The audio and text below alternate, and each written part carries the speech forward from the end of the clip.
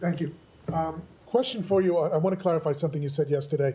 In the congratulatory phone call between Secretary Blinken and Senator Rubio, you said that work cannot continue on the transition until there's an MOU signed by the incoming. That was separate from the call.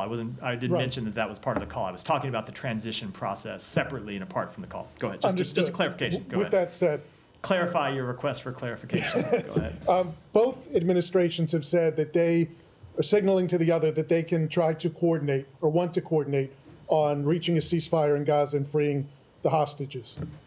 Are you saying, is the State Department saying that work at the State Department level cannot happen until there's an MOU signed by the incoming administration? So there is just as a legal process, and this is set out under U.S. law, specifically the act that was passed in the last several years to govern the transfer of power, the peaceful transfer of power.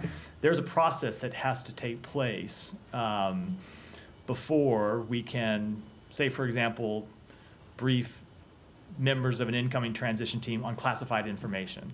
And we are ready to go. So far, the incoming transition team has not availed themselves of that process.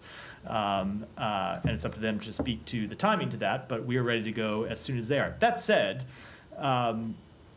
we are committed to doing everything that we can to make this a successful transition. That includes, of course, briefing the incoming administration at the appropriate time when they have completed the appropriate steps about world events and about how we see world events and about things that we believe that they need to know when they come into power. But there's only one president at a time, and we will continue to pursue the policies, including work for diplomatic resolutions to conflicts in the Middle East through January 20th. Final question. There was a meeting this morning behind closed doors at the UN Security Council regarding the Gaza ceasefire and hostage release resolution. The U.S.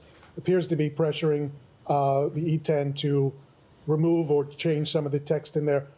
Can you give some information, some clarification as to what exactly the U.S. is pressing for right now in terms of the text that needs to be changed? I don't think it'd be appropriate for me to do so at this point. We are having private conversations with other members of the Security Council about a potential resolution, but at this point we should keep those conversations private.